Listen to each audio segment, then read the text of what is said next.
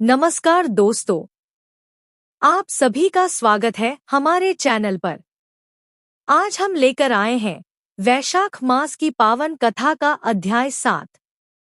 एक ऐसी कथा जिसे सुनने से न सिर्फ मन को शांति मिलती है, बल्कि जीवन की कई परेशानियां भी धीरे धीरे दूर होने लगती हैं।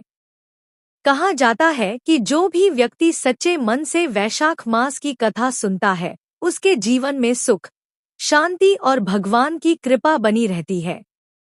तो आप इस कहानी को अंत तक जरूर सुनिए, क्योंकि आज की कथा में एक ऐसा रहस्य छुपा है जो शायद आपने पहले कभी नहीं सुना होगा। बहुत समय पहले की बात है। एक छोटा सा गांव था जिसका नाम था सुखपुर। उस गांव में एक गरीब ब्राह्मण रहता था जिसका नाम था हरिदास।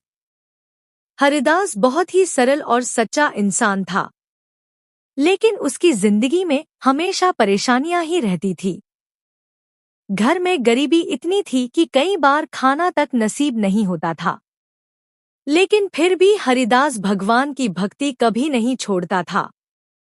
एक दिन सुबह सुबह हरिदास नदी के किनारे बैठा भगवान का नाम जप रहा था। तभी वहां एक बूढ़ा साधु आया। साधु ने कहा, बेटा, तुम इतने दुखी क्यों लग रहे हो? हरिदास ने अपनी सारी परेशानी बता दी।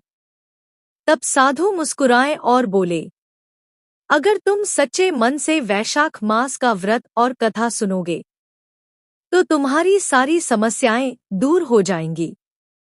हरिदास ने बिना देर किए कहा, महाराज, मैं जरूर करूंगा। अगले ही दिन से हरिदास ने वैशाख मास का व्रत शुरू कर दिया। वह रोज सुबह जल्दी उठता, नदी में स्नान करता और भगवान का नाम लेकर कथा सुनता। धीरे धीरे उसका मन बहुत शांत होने लगा और उसे अंदर से एक अलग ही खुशी महसूस होने लगी। एक दिन जब हरिदास कथा सुनकर लौट रहा था, उसे रास्ते में एक छोटा सा सोने का सिक्का मिला।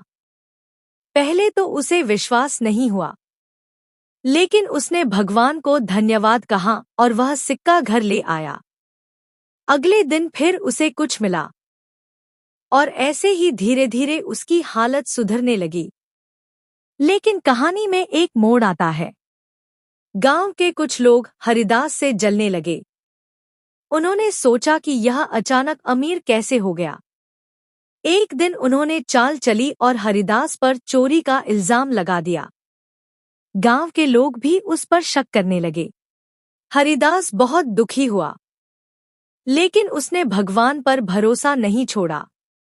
वह बोला, हे प्रभु, मैंने कुछ गलत नहीं किया, आप ही मेरी रक्षा कीजिए। तभी अचानक एक चमत्कार हुआ। वही साधु फिर से वहां प्रकट हुए और सबको सच्चाई बता दी कि हरिदास निर्दोष है।